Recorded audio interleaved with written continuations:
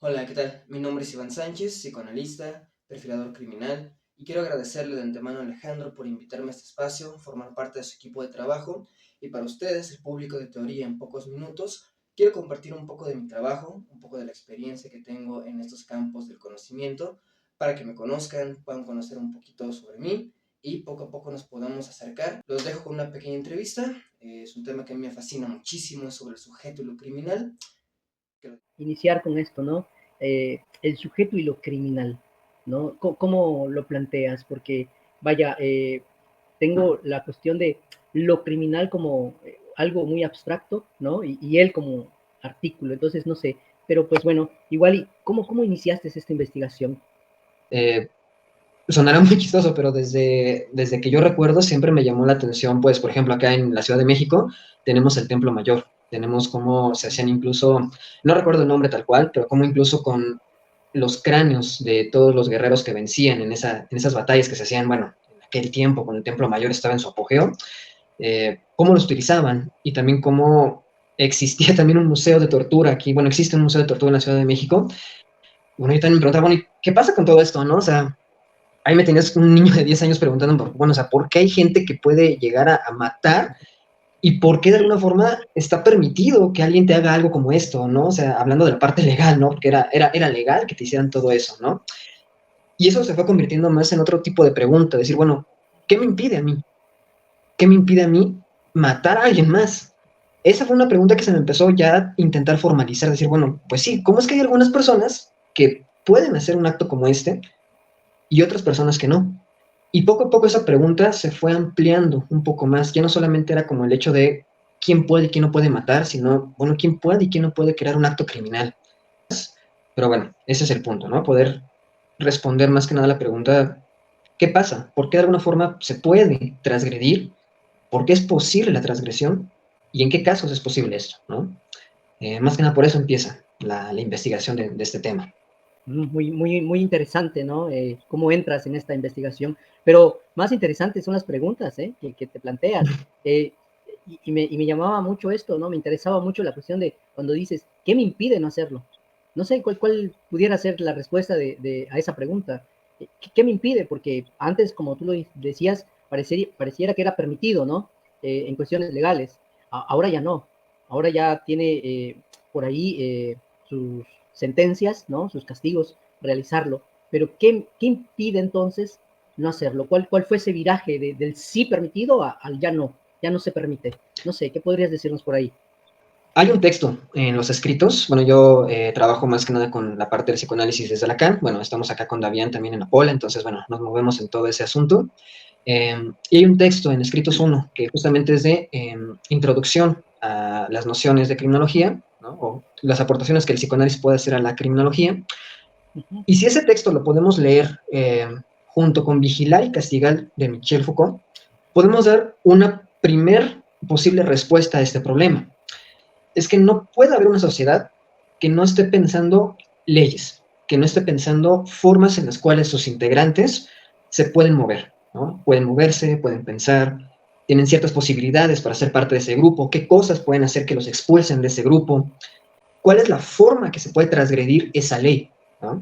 Podremos pensar incluso que para que puedas decir esto no se hace aquí, ya se tuvo que haber hecho, ya tuvo que haber un acto que dijeras, bueno, esto no le conviene a este grupo, queda prohibido, y si lo haces, bueno, ya dependerá. El crimen, por lo menos incluso también en este texto, se piensa más desde la transgresión a la ley, ¿no? Podemos decir, bueno, ¿qué no el jurídico y la ley es lo mismo? No necesariamente. Hay muchas formas de transgredir que no son un delito, pero que aún así pueden hacer que haya una persona, ¿no? En este caso, de todo este conjunto, haga algo en contra de otro, ¿no? Hay otros niveles de transgresión que no necesariamente es tan fácil de detectar por justamente pensar que el crimen y el delito es lo mismo. Aquí puedo poner un ejemplo. ¿Para qué sirve un salón de clases, no? Supongamos que tenemos ese conjunto. Se dan una serie de relaciones, existe un profesor, una profesora, una serie de alumnos, y el asunto aquí es, yo voy transmitiendo cierto conocimiento, tú adquieres ese conocimiento, y esa es la dinámica. Y va a haber reglas para eso, ¿no? Incluso va a haber reglas que ya están ahí puestas sin que el profesor las tenga que decir, como el hecho de que quien ahí tiene algo que decir es él, ¿no? Una forma en la que se piensa normalmente un salón de clases. Quien puede decir qué hacer y qué no hacer es él. Incluso podríamos pensar, de estas reglas va variando dependiendo del salón de clase, el profesor, que sí es posible y que no. A lo mejor en un salón de clases tienes, antes del receso que le dan a toda la escuela, 10 minutos previos para jugar con tus compañeros. Y a lo mejor eso es un maestro, esas son las reglas de un maestro que se dan en cierta dinámica con ciertos grupos, a lo mejor no con todos. Pero ¿qué pasa? Hay un objetivo, ¿no? Se pretende lograr por lo menos algo con ese grupo, y es esa transmisión de conocimiento. ¿Qué pasa ahora si hay un niño en particular que todo el tiempo está, ya sea aventando lápices a los compañeros, está golpeando las mesas, interrumpe al profesor todo el tiempo? El profesor ya le dio a lo mejor una reprimenda verbal, ya le dio 2, 3, las que te puedas imaginar, y sigue lo mismo. Ya lo llevaron a dirección, ya el director lo reprendió y sigue presentando las mismas conductas. Ya llamaron a los padres, y aquí es donde ya se puede poner incluso hasta más interesante. Yo, director, le puedo decir a ti, papá, ¿sabes qué? Necesito que lo lleves a una valoración psiquiátrica porque seguramente el niño tiene un problema de TDA. No se puede quedar sentado, no puede poner atención y no permite que sus compañeros pongan atención en clase. Lo llevamos al psiquiatra, le dan cierto diagnóstico, le dan cierta medicación y ahora el maestro también tiene que poder vigilar a este alumno para poder reportar. Claro, se sienta en clase, pone atención, no molesta a sus compañeros. ¿Hubo o no una transgresión ahí? ¿Hubo o no hay un individuo que transgredía lo que era la ley en ese lugar? Había una transgresión, había una forma de ir contra lo que era legalmente permitido para un espacio en particular. El niño no se va a ir a la cárcel, obviamente, por aventar un lápiz, por molestar a sus compañeros, pero sí se fue al psiquiatra. Ahora lo vigilan. Y si es posible, ahora lo pueden llegar a castigar. Ahora sí lo pueden llegar a castigar. Y eso es lo interesante. La forma en la que tanto Foucault como Lacan y Sénac pueden hacer un puente entre lo que es la ley y el crimen es a través del cuerpo de estos individuos, a través de cómo se va expresando esa legalidad, cómo se van cumpliendo las normas que ese grupo tiene como definición y cómo también se van transgrediendo y qué se hace con eso. Aquí lo que ellos ponen en la mesa es que se necesita del castigo o de la noción de responsabilidad, ¿no? Aquí lo ponen casi como si fueran sinónimos, para que pueda existir una ley, ser respetada y no existe ese grado de transgresión que va a hacer que el grupo pierda su objetivo, ¿no? Entonces, por eso ponía esos ejemplos de, bueno, es que el niño ya recibió tantas reprimendas y no entiende hasta que ya llega al psiquiatra. El castigo tiene que ser lo suficientemente significativo para que el individuo de ese grupo pueda aceptarlo, tenga un asiento subjetivo, como lo llaman en el texto, ese castigo, y puedas decir, mira, yo como alumno me tengo que quedar aquí sentado, tengo que estar aquí todo el tiempo que la maestra esté hablando, y se acabó. Pero ¿qué pasa si ese castigo no es lo suficientemente significativo? Tiene que ir subiendo la intensidad. Tiene que haber una manera en la cual el propio sistema pueda regularlo. Y si nos damos cuenta, no es que el niño haya sido expulsado de la escuela, que puede pasar, ¿no? A ciertos grados. No es que el niño haya sido señalado solamente como un niño que es mal portado, no se le puede dar clase, sino que se le llevó al psiquiatra para poderlo nuevamente insertar en el espacio social que le corresponde.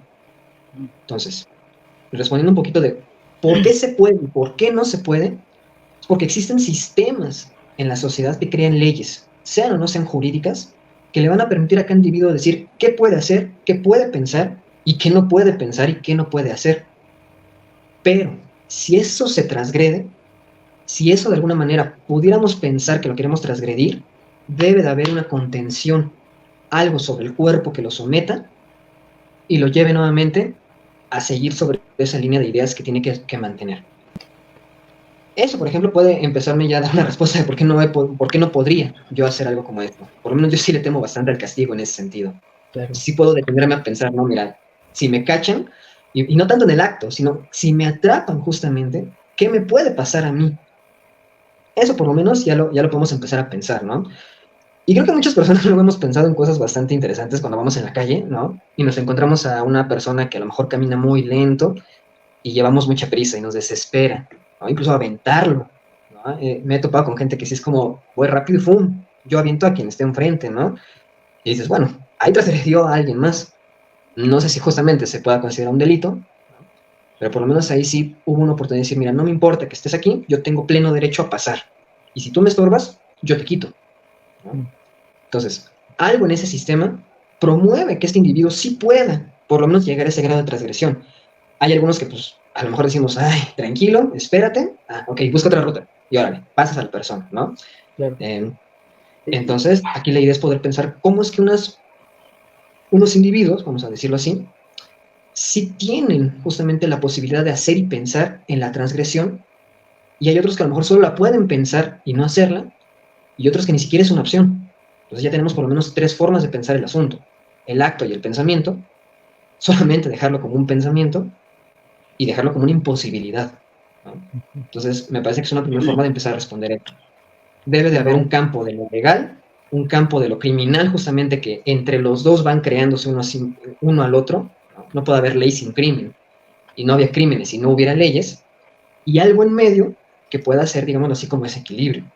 Si tú haces esto, te pasa esto, tienes que hacer esto para que no te pase esto si haces esto, ¿no? Es un equilibrio. Entonces, vamos dejándolo por el momento ahí para Sí. responder completamente esa parte, ¿no? No, sí, y créeme que me haces pensar muchas cosas, Iván, muy interesante, porque, por ejemplo, estaba pensando, que ahora que te escuchaba, ¿no? Cómo dentro de las sociedades, de cualquier tipo de sociedad, en cualquier cultura, ¿no? Eh, siempre está, o al menos aparece dentro de ese grupo social el crimen, ¿no? Siempre. Entonces, pareciera que dentro de cualquier grupo social, ¿sí? Bueno, una de las probabilidades es que aparezca el crimen, que como ya dijiste, eso es una forma de transgresión a la ley, ¿no? Ahora, me hace pensar cómo hay crimen porque hay ley, ¿sí?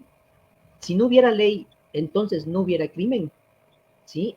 Vaya, pensándolo un poco igual, y habría que hablar un poco ya en términos, ¿no? Del psicoanálisis, porque podremos hablar un poquito de la ley desde la legalidad, por ejemplo, ¿no? Pero también está una ley que no tiene nada que ver con la legalidad, ¿no? Y que ahí entra, por ejemplo, el psicoanálisis, ya iremos tocando a ver si llegamos a esto, ¿no? Pero que al menos a mí me hace pensar, ¿no? También esta parte de, porque hay ley, hay crimen, ¿sí? Porque si no, de otra forma, ¿cómo lo hubiéramos nombrado? Por ejemplo, lo ando pensando ahora, ¿no? Entonces tengo ahí dos cuestiones. Dentro de cualquier grupo social, dentro de cualquier conjunto social, ¿sí? El malestar, uno de los malestares culturales es que haya uno, digo uno porque puede haber dos, tres, cuatro, cinco, pero que el crimen aparezca dentro de ese grupo social. Y veo, ahora entiendo ahí, Michel Foucault también tiene un libro que es sobre los anormales, ¿no? Y que precisamente empieza hablando un poco sobre los crímenes y cómo la psicología, él habla de psicología en ese libro, no tanto del psicoanálisis, eh, entra en estos terrenos de la criminología, pero simplemente, pues, esto que tú decías, ¿no? Simplemente como para, más que resultar el hecho, es ver la responsabilidad que se tiene para ese sujeto para su rehabilitación, ¿no? O sea, en la psicología. De tal manera que, vaya, no importa, para la psicología pareciera que, al menos en ese momento que Michel Foucault lo escribía, ¿no? Este libro sobre los anormales, era decir, bueno, para la psicología no es el hecho, sino es la responsabilidad. Por eso se hace una serie de criterios, ¿no? Y en base a eso se dice si está dentro de lúcido o no, ¿no? Es responsable o no es responsable, ¿no? Y me gustó esto que dijiste, y que sí es cierto, Lacan lo menciona ahí, ¿no? Como si fuera sinónimo, cuando él dice responsabilidad o castigo, ¿no? Que entonces pareciera que si eres responsable, te mereces el castigo, ¿sí? Por ejemplo.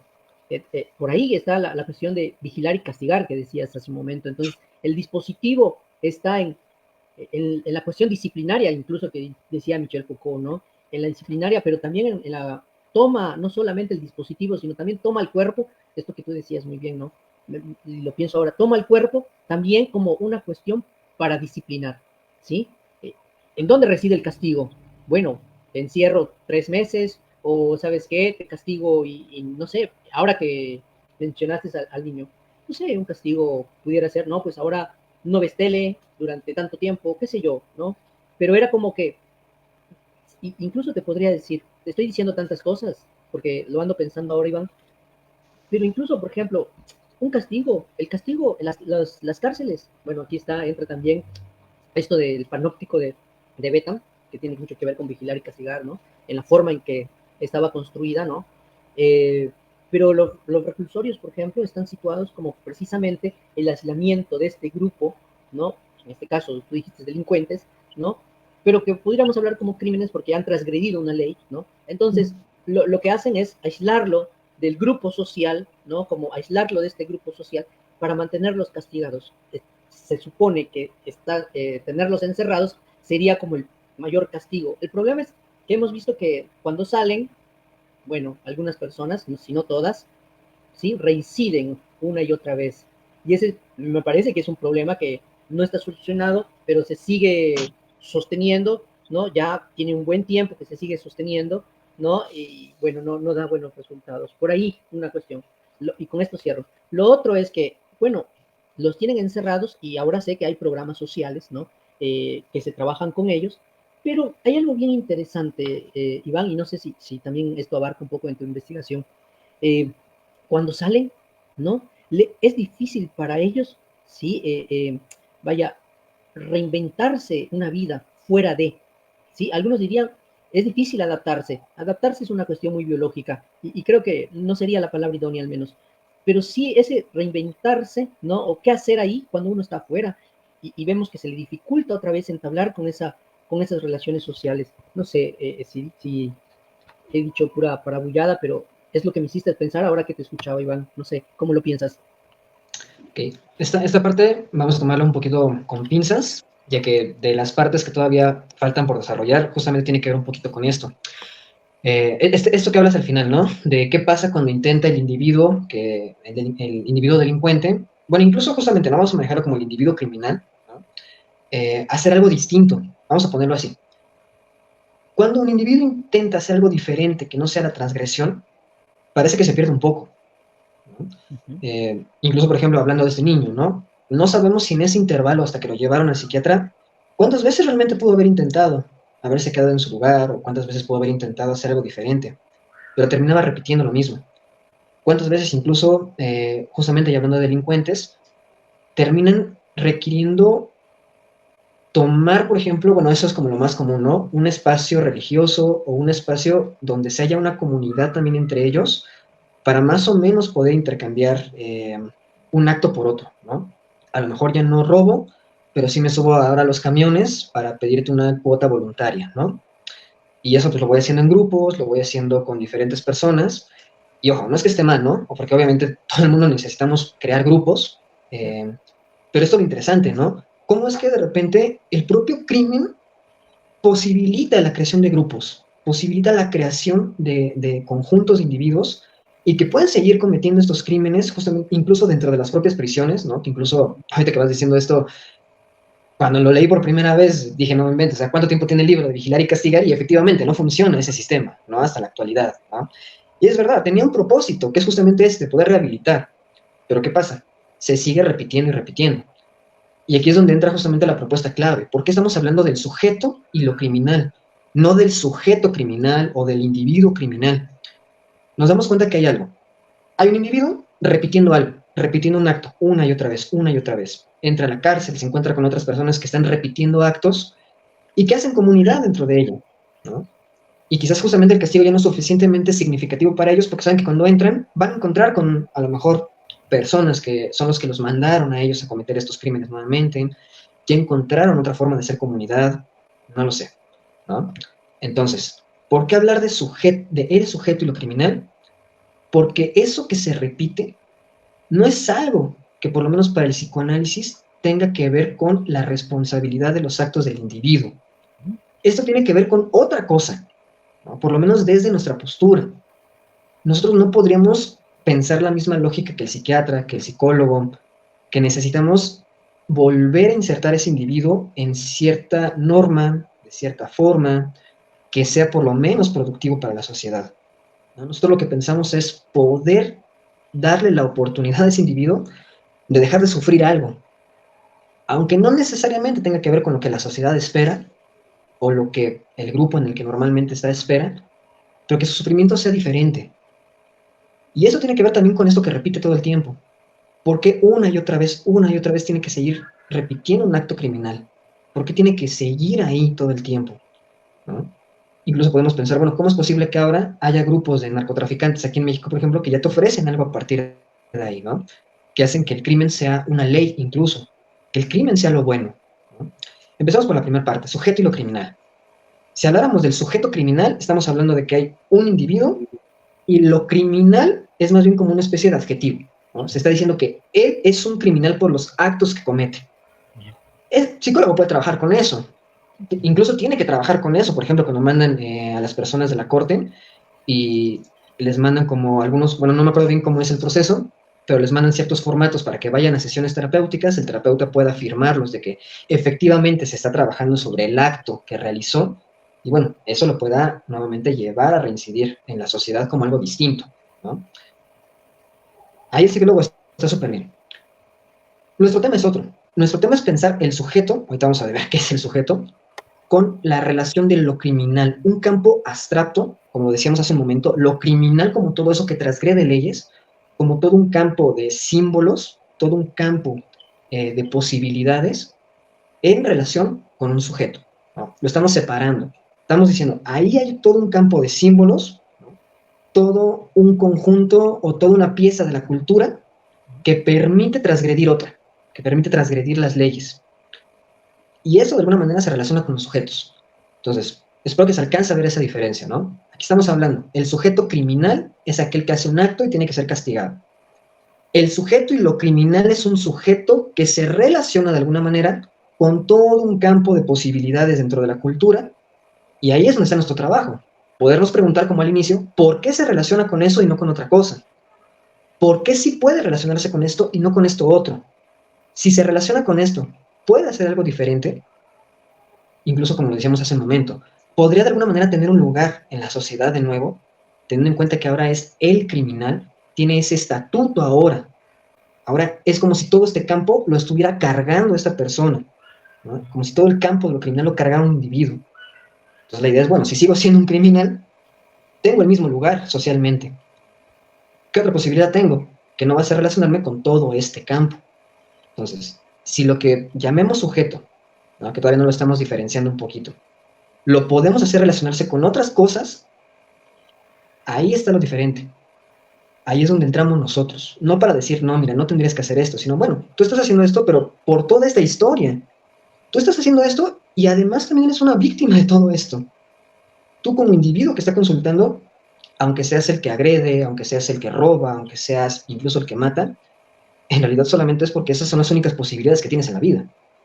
No porque sea tu responsabilidad como tal lo que estás haciendo. Responsabilidad legal ya es otra cosa, ¿no? Hay que dejar eso en claro.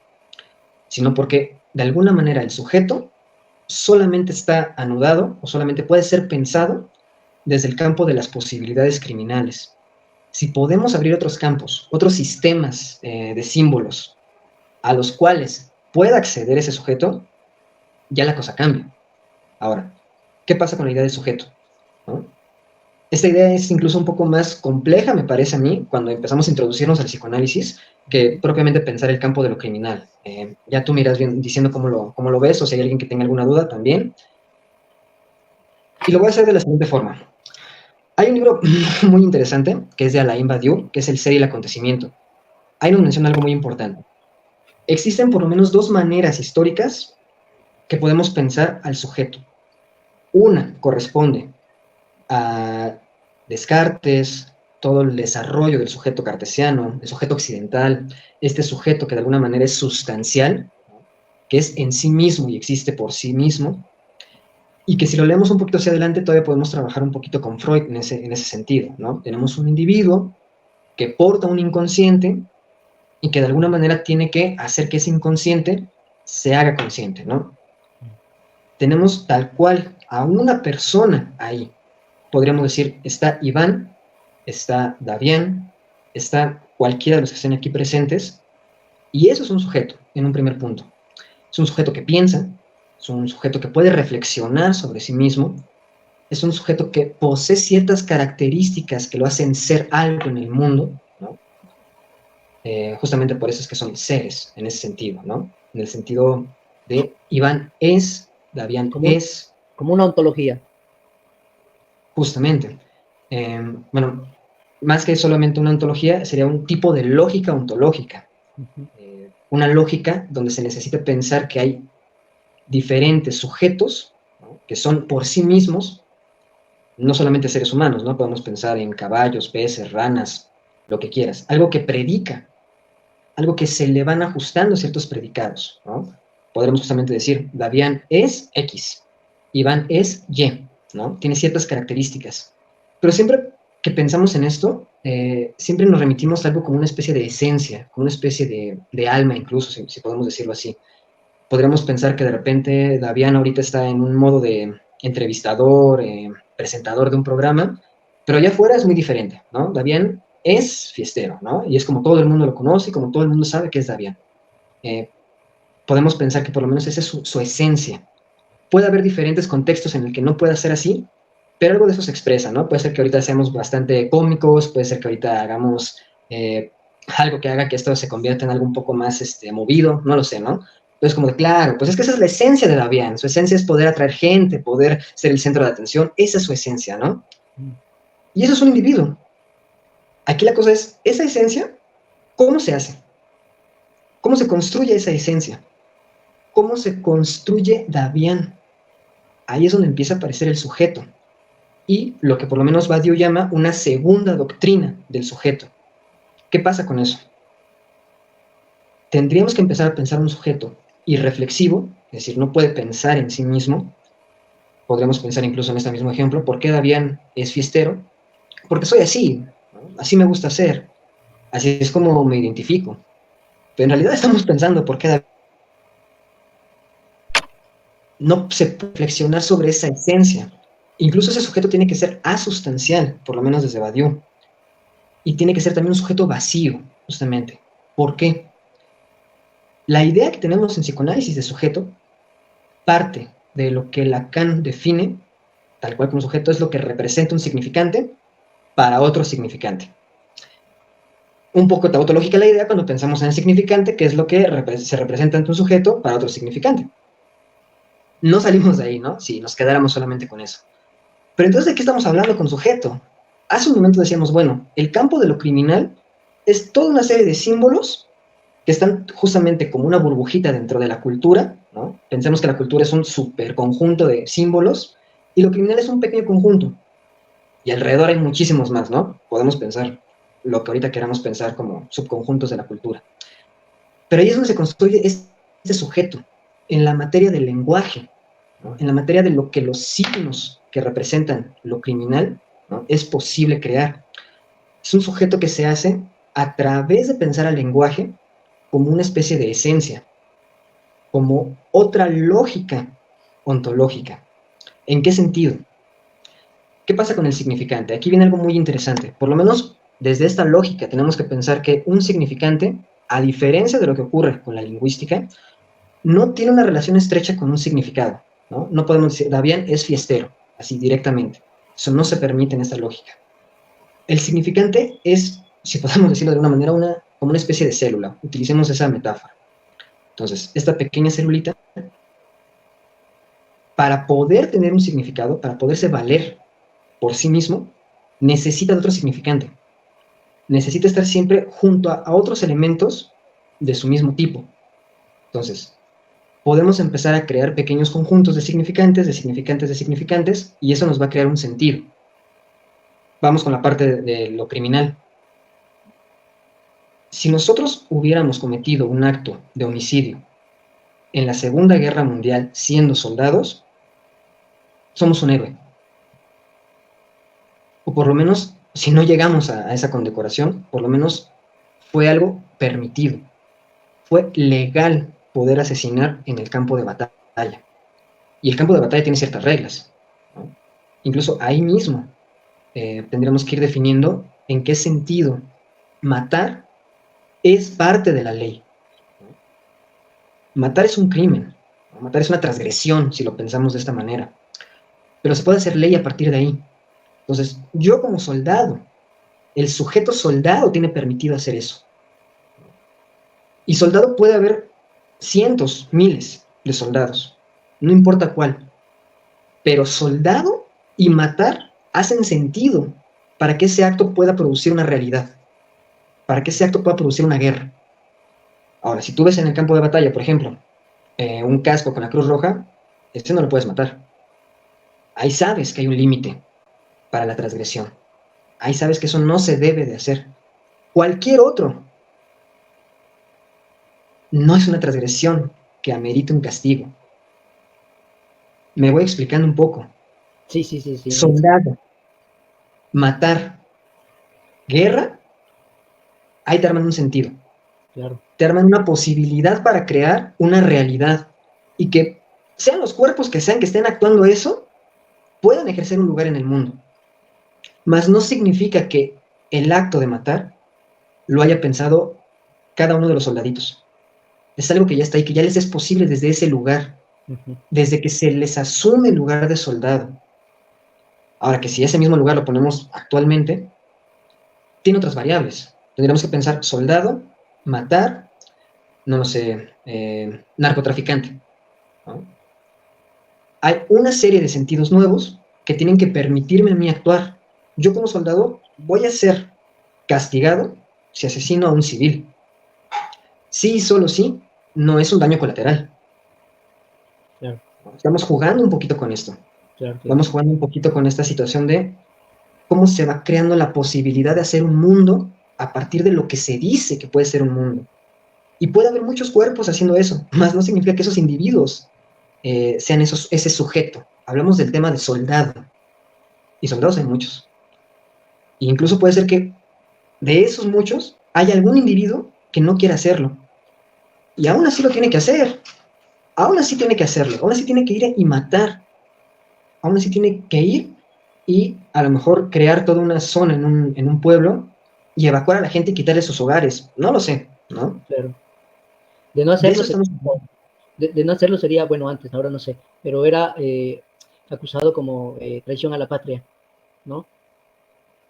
Justamente. Y era para él. Bueno, ahora no sé si se sigue manejando dentro de la institución militar, que es la que estamos hablando, de esa forma, pero de alguna forma ellos tienen ahí como una regla que es los mandatos superiores no se reniegan, por ejemplo, hay que hacerlo. Y si te das cuenta, es la misma lógica que ocurre con el narcotráfico. Hay un mandato superior, hay alguien que te manda a hacer esto. Y curiosamente, cuando muchos criminales intentan rehabilitarse, se hace a partir de comunidades religiosas. Hay un mandato ahí que ya no puedes remover y que a eso tú te anudas, ¿no? A eso tú tratas de ajustarte en esta historia. Entonces, si te das cuenta, muchas veces cuando podemos encontrar a estas personas, bueno, por lo menos aquí en la ciudad, ¿no? Que luego venden galletitas, que luego venden pulseras, venden dulces, muchos de ellos están junto a una comunidad eclesiástica. Entonces, si ya no estamos anudados al campo de lo criminal, ahora estamos junto a otro campo. Estamos anudados a otra cosa. Ahora ese cuerpo fue absorbido por otra cosa y tiene que actuar otro sujeto. Ahora es un sujeto en rehabilitación, ahora es un sujeto cristiano. Entonces ahora tenemos que pensar, criminal, cristiano, Dios, ¿no? Es un ejemplo. Eso me va a dar otro sentido. Sí, me voy a seguir presentando como alguien que acaba de salir del reclusorio, pero ahora tengo el respaldo de que Dios me está ayudando para encontrar otro camino. Y ya no me subo aquí a robar, me subo a venderte unas galletas, me subo a venderte N cosa, me subo a solicitarte un apoyo monetario, ¿no? Pero porque eso ya tiene otra lógica. Ya ese cuerpo puede actuar otras cosas, ¿no? Entonces, ¿por qué? Porque ese sujeto, eso que fue creado a partir de ciertos símbolos, ya es diferente. Y es una cosa totalmente distinta. Y por ejemplo, ahí no se necesita un análisis, ahí se necesita mudarse a Dios, ¿no? Vamos a decirlo así. Y es donde viene la idea de Badiou. Es un sujeto irreflexivo, un sujeto vacío, y que no tiene una sustancia. Podríamos pensar que este campo de lo criminal es lo que piensa por el sujeto, es lo que le da sustancia al sujeto, y es lo que reflexiona por el sujeto.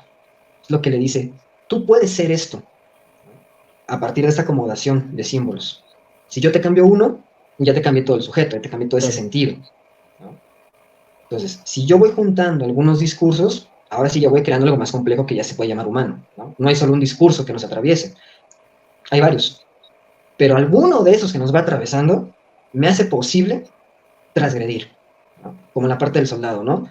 Puedo ser un padre de familia ejemplar, puedo ser un cristiano también, puedo ser, no lo sé, todo lo que ahorita podemos pensar, pero hay al menos uno que sí me permite en ciertas condiciones matar. Y qué bueno que lo hice, qué bueno que no deserté en ese momento, sino qué consecuencias hubiera tenido. Justamente la patria. Ujú. La patria y el crimen podríamos ahí anudarlos y en medio poner matar, ¿no? Como algo que es posible hacer por la patria y como un crimen. Ahí ya me crea un nuevo conjunto, me crea el conjunto del soldado. Sí es un crimen, pero como tiene la parte de la patria, ya tiene otro significado diferente, ¿no? Entonces, por eso no nos evocamos a los individuos como tal. Tratamos de ver qué pasa con esos sujetos, cómo están construidos. Y en esas tramas, ¿qué se puede hacer en análisis para modificar la trama? Para decir, bueno, está esta construcción, ¿qué pasa si movemos estas partes? Creamos algo diferente, ¿no? Por eso es que la apuesta es trabajar con el sujeto, ¿no? Con un resultado de ciertas tramas que es posible que esté ajustado o anudado al campo de lo criminal, ¿no? Al campo de la transgresión. Espero que esto vaya quedando un poco claro, ¿no? Si no, ahí le damos algunas vueltas. Sí, no, interesante. Iván, me haces pensar algunas cuestiones. No, pero antes, es que me parece que hiciste una diferencia, ¿eh? No sé si hay gente viéndonos, pudieron pescarla, pero creo que hiciste una diferencia, porque dijiste muy bien, hace rato estábamos hablando de individuos, ¿no? Individuos que pueden ser, sí, responsabilizados por el hecho criminal, ¿no? Por la realización de algún crimen, que es, ya dijimos que a qué le llamamos crimen, ¿no? Como la transgresión de las leyes impuestas por una sociedad, ¿no? Como un asentimiento también. Eh, entonces, y después ahora dices, pero no estamos, pero ahora nosotros no trabajamos en cuanto a esa responsabilidad legal, ¿no? En cuanto a esa responsabilidad que puede ser sinónimo de castigo, y me haces pensar, por ejemplo, los analistas siempre hablamos de responsabilidad subjetiva, ¿no? Pero, y dices, ahora hablamos de sujeto, y entonces aquí tengo un poquito de tu resumen, ¿no? En donde dices, propongo un viraje en la forma de concebir la relación entre el sujeto y lo criminal, que es precisamente lo que estabas hablándonos ahora, de esa relación, no del individuo, sino de ese sujeto creado, ¿no? Creado en relación que tiene con el crimen, ¿sí? Y por medio de este sujeto irreflexivo. Pero después dices que plantea la posibilidad de que más que sustancial, quizá podríamos llamarlo antisustancial, ¿no? Entonces, no se trata, cuando hablamos de, o cuando hablaste de sujeto más bien, no estamos hablando de un sujeto sustancia, ¿sí? Individuo, cuerpo, sino que va más allá, y esto me interesó, porque ni siquiera es sustancial, no es que no tenga cuerpo, sino es antisustancial. No sé si quieras aclararnos un poquito sobre esto, para darle una vuelta más, porque me pareció interesante de cómo entonces tú hablabas de los efectos del significante, ¿no? O del sujeto como creador de entre un significante con otro significante. Vaya, por sí solo no hay, ¿sí? No hay manera, sino tiene que ver la combinación con otros elementos que, ¿sí?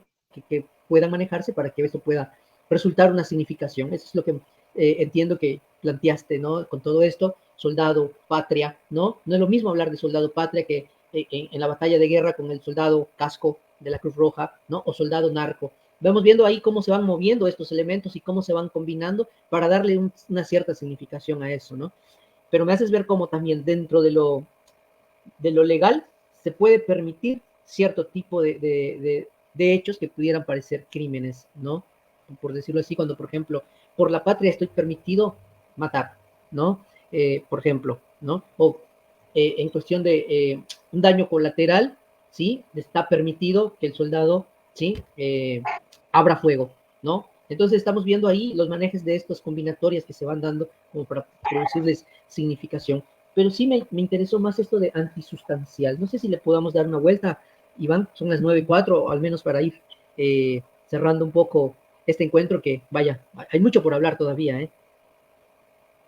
Claro. Ok. Bueno, tal cual Badiou lo pone como asustancial, ¿no? O sea, sí, sin sustancia, ¿no? Prácticamente. ¿Por qué lo intento pensar como más bien antisustancial? Una parte por esto que mencionabas, de que no necesariamente estamos hablando de la sustancia cartesiana, ¿no? Estamos hablando de la sustancia occidental, sino más bien estamos hablando, sí de una manera de ontología, sí de una forma de hacer acontecimientos, Más no implica que eso se produzca a partir del cuerpo. Más bien, esos acontecimientos hacen actuar a los cuerpos. Esos acontecimientos les dan un rumbo a las cosas que pasan en el mundo. Entonces, no hace mucho toda esta lógica la venía pensando más desde la parte antifilosófica de Lacan, ¿no? Que básicamente es poder hacer ese viraje a la sustancia occidental como tal y pasarnos a algo un poco más, por ejemplo, el devenir de Heráclito, ¿no? Poder pensar cómo se va creando el mundo en acontecimientos, en movimiento, en devenir, relaciones entre objetos opuestos, ¿no? Como los significantes justamente, ¿no?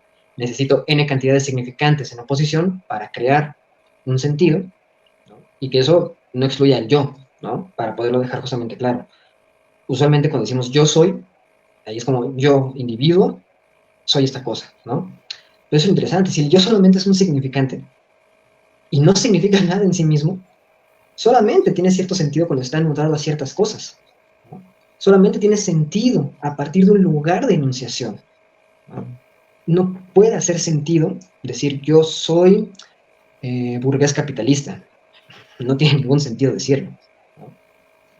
Puede que para una trama sea algo importante, decir, oye, ¿en qué sentido? ¿No? Se piensa, ¿en qué sentido eres esto?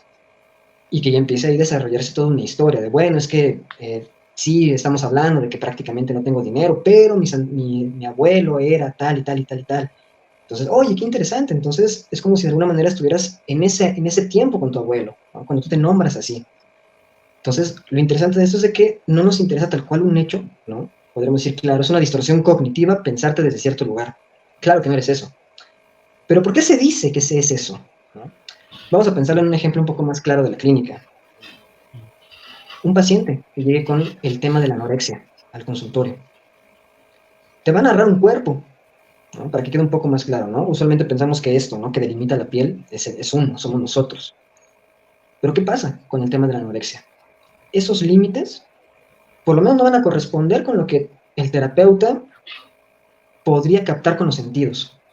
Puede que llegue una persona robusta, con una complexión alta, que veamos que es un cuerpo totalmente fornido, y te narra, bueno, es que no me gusta mi imagen.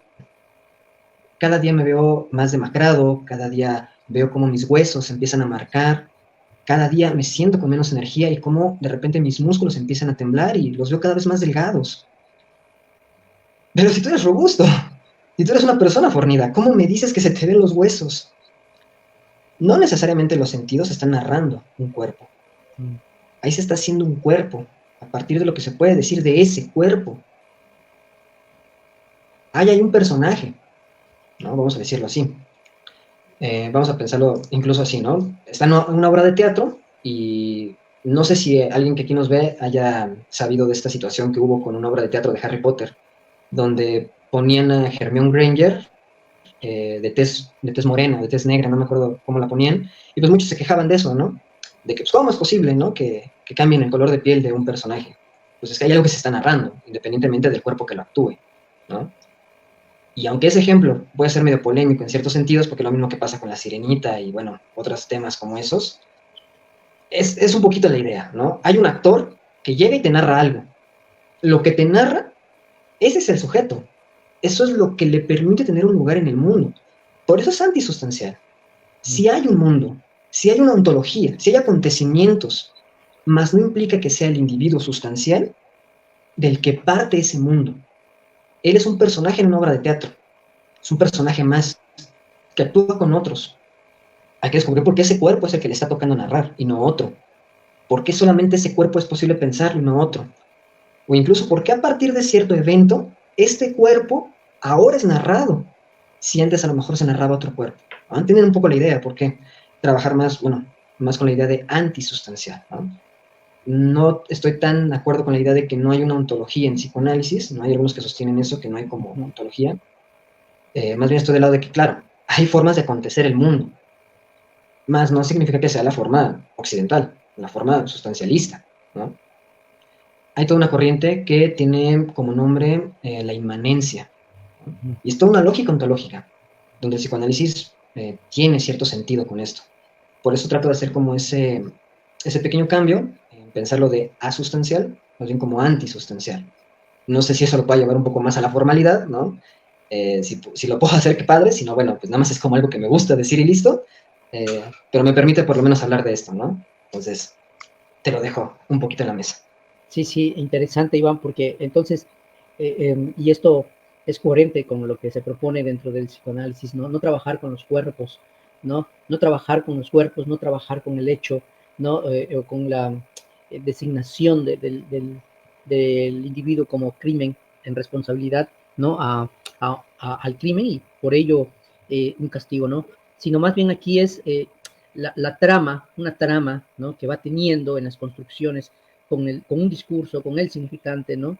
De cómo todo ello va a dar significación, bueno, ya Lacan decía un poco, ¿no? De cómo los conceptos forman la realidad, ¿no? De cómo todo esto que atraviesa, ¿no? Van a crear un sujeto, ¿sí? Pero un sujeto que no es de cuerpo, que no es de carne y hueso, ¿no? Sino es un sujeto que de alguna manera lo podemos encontrar, ¿sí? Permítemelo decirlo así, en una narración, ¿sí? En una narración, ¿no? Y ese sujeto, ¿no? Ese sujeto que aparece en esa narración tiene una relación, ¿no? Con lo criminal, como dijiste tú, con lo criminal. Y eso me hace pensar entonces ya más claro, porque con eso abrí, ¿no? Con tu título, ¿no? El sujeto y lo criminal, pensando muy bien esto, ¿no? ¿Por qué no el sujeto criminal? Sino que tú separas el sujeto y lo criminal, ¿no? Es para dar esta idea de cómo entonces un sujeto que no tiene que ver con el cuerpo, que es más bien ese sujeto que aparece en la narración, ¿sí? Tiene una relación con el crimen. Pero me haces pensar algo mucho más, Iván, y no sé, por ejemplo, Miller, sí, tiene por ahí un texto que dice, nada es más humano que el crimen, ¿no? Nada es más humano que el crimen. Y hace un momento tú decías un poco de esto, ¿no? Cualquiera puede, sí, transgredir una ley, ¿no? No siempre es el hecho, porque a veces uno lo puede pensar. Freud mismo tenía pacientes de cómo, sin haber hecho tal cosa, tal crimen, pensaba y se sentía culpable de tal cosa, ¿no? Bueno, entonces, la cuestión es, en la sociedad, porque hay ley, por eso te preguntaba un poquito de la ley, me hace pensar a mí esto, no sé, que lo podríamos hablar tal vez en otro espacio o tal vez en la próxima que estés por aquí, ¿no? Tal vez porque hay ley, es que hay crimen, ¿no? Entonces, si esto fuera así, Iván, podría decirse lo siguiente, ¿no? Que hablando ahora sí como individuo, hablando en cuestión de individuo, bueno, todos de alguna forma, ¿sí? Transgredimos esa ley. En algún momento, ¿no? Ahora, habría que ver, más allá, eso trabajaría la psicología, pero habría que ver en el psicoanálisis, ¿sí? Esto que tú planteas, no trabajar con ese cuerpo, no trabajar con el individuo, sino con las tramas que él va teniendo en la historia en relación a ese crimen, y bueno, después es cómo se posiciona ante esas posibilidades de salida. Por ejemplo, tú nos decías muy bien, criminal religión, en donde este sujeto en relación al crimen va a tener otra significación cuando se encuentre con la religión. No sé, eso me hace pensar, Iván. Pero bueno, podríamos pensarle, darle segunda vuelta a esto, porque entramos y tocamos poco lo del psicoanálisis, ¿no? Creo que esta fue como una parte, una apertura a la investigación que estás realizando, ¿no? Y que me parece a mí muy bueno porque todavía no entramos al terreno profundo del psicoanálisis. Digo profundo en el sentido de meternos de lleno al psicoanálisis, ¿no? Que como bien te preguntaba en el inicio, habría que ver ahí la ley, porque no es la ley de la legalidad, ¿sí? Sino es una, como se conoce en el psicoanálisis, es la ley, ¿no? Paterna, como se dice comúnmente, ¿no? El nombre del padre, etcétera, etcétera. Que ahí entonces entraría otras cuestiones para ir pensando. Pero me parece que como para ir introduciéndonos en esto, estuvo muy interesante lo que aportabas, Iván. No sé, Iván, si tienes algo más por decir.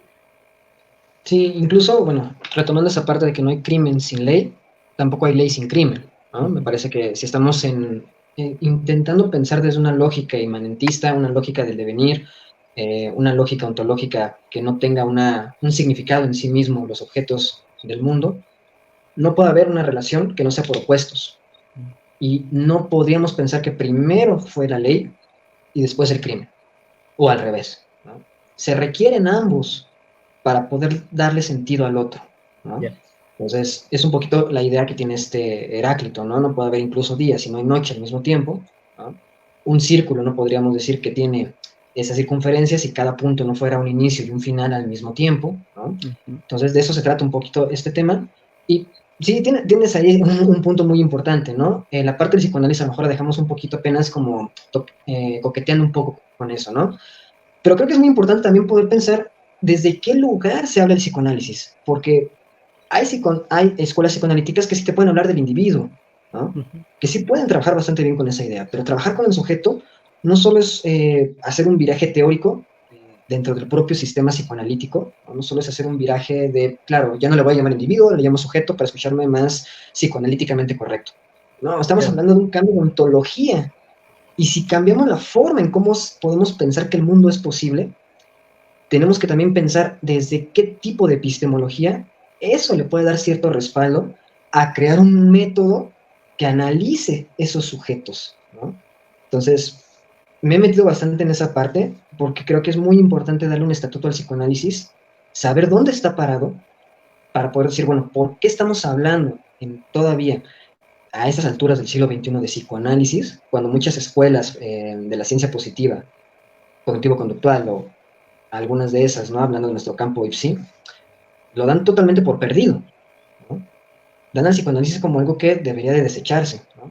Incluso no hace mucho una amiga de la carrera me mandó un reel de un terapeuta que ponía como qué cosas necesita la psicología que desaparezcan, ¿no? Y entre las cosillas que decía era de que desaparecieran las explicaciones circulares, las pseudociencias, y hacer desaparecer al psicoanálisis, o erradicar al psicoanálisis, algo así decía, ¿no? Me llama mucho la atención justamente por eso, ¿no? Hay una forma de pensar la ciencia, porque hay una epistemología que la hace posible, desde un modo de pensar que hay un mundo posible, pero hay otra forma de pensar que existe el mundo. Entonces, bueno, es todo un tema, como lo mencionas, pero bueno, me parece que podemos debrayarnos aquí muchísimo con eso, pero creo que la idea de el sujeto y lo criminal quedó, ¿no? Sí, que era el tema principal de hoy, ¿no? Hacer la diferencia y a qué te referías con el sujeto y lo criminal, ¿no? Que vaya, es evidente, si no te hubieras llamado como el sujeto criminal. Entonces ya desde ahí tendríamos que preguntar a qué se refiere Iván cuando habla de el sujeto y lo criminal.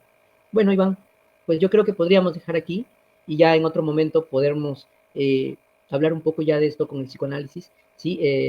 ¿Qué ofrece el psicoanálisis, si lo puede ofrecer, ¿no? A la criminología, por ejemplo, ¿no? Entre otras cosas. Pero yo creo que estoy de acuerdo contigo que se planteó hoy lo que interesaba y el objetivo que se quería para esta plática. Así que, pues bueno, Iván, muchas gracias, de veras muchas gracias, muy contento de poder charlar contigo sobre estos temas, ¿no? Y bueno, a ver cuándo podríamos también hacer otra, ¿no? Otra reunión, ¿sí? Y pues ahí, seguirte en Voces Clínicas, ¿no? Que tienes una página en Facebook, en YouTube, ¿no? Por ahí está, ¿no? Y entonces, sí, sí, Iván, entonces muchas gracias, Iván, por este momento y por el tiempo que estuviste aquí. Que estés bien. Iván, ¿tienes consulta? ¿Dónde te pueden encontrar, Iván? Sí, Iván también, déjenme decirles que Iván también hace grupos, ¿no? Hace cursos. Ahorita creo que tiene un grupo de estudio. No sé, Iván, adelante. Gracias. Bueno, primero te agradezco nuevamente el espacio. Hablar de este tema, o sea, me encanta, ¿no? O sea, es un tema que he traído ahí, ahora sí que padeciendo un rato. Bueno, ya por lo menos ahora lo estoy ahí escribiendo, ¿no? Ya lo estoy ahí aterrizando en algo, ¿no? Hablando de sujetos, eso me ha tenido bastante tiempo amarrado a eso, ¿no?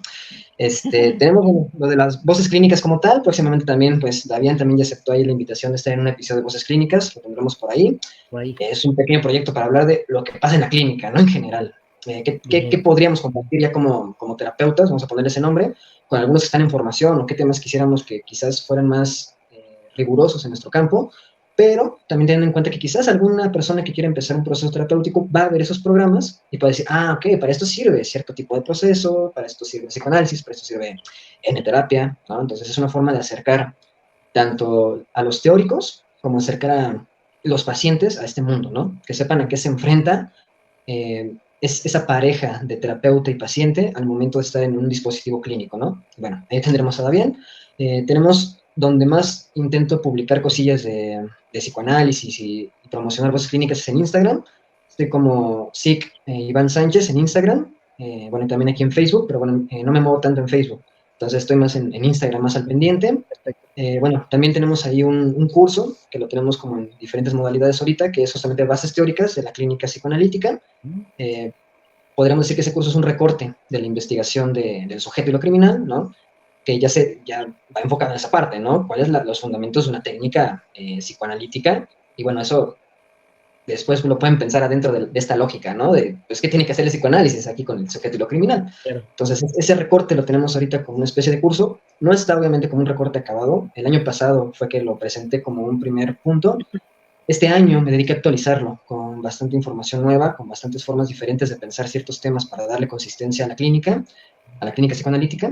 Entonces, cada vez ese curso se va afinando más y se va acercando a lo que va a estar plasmado en la investigación, ¿no? Pero bueno, ahorita está como grupos de estudio, ¿no? Ya hay uno que está en funcionamiento. La idea es poder juntarse entre un grupo de quizás 5 personas, 10 personas, que podamos revisar estos temas juntos, acordar fechas, etcétera, para podernos reunir. También ahorita tiene algunos inconvenientes, pero también se pueden tener las clases grabadas de forma individual. Desafortunadamente no he podido grabar las clases ahorita no estamos con la parte de grupos. Y bueno, también habíamos comentado por ahí con Davián poder poner el curso aquí en Hepsi y darle algunas fechas, ponerlo ya como un grupo ya aquí propio, también del espacio de Hepsi o a su disponibilidad. Y bueno, ya eso se irá platicando, ¿no? Pero de momento, si quien nos ve está interesado en estudiar la técnica psicoanalítica y quizás tiene varios conocidos que quieren estudiar del tema, bueno, mándenme un mensaje a las redes sociales. También podemos ahí armar ciertas discusiones de estos temas y bueno, si les interesa el curso, me pueden pedir información con toda confianza y si se pueden armar otros grupos de estudio, pues bueno, ahí que mejor, ¿no? Poder compartir estos temas con más personas. Entonces, nuevamente te agradezco, Darian, y bueno, qué bueno que estamos en contacto, amigo. Bien, muchas gracias. Y ahí está la invitación para seguir a Iván Sánchez por Instagram o por Voces Clínicas y toda esta actividad que está realizando. Así que excelente. Y bien, Iván, entonces dejamos aquí. Buenas noches y muchas gracias. Gracias, buenas noches. Buenas noches.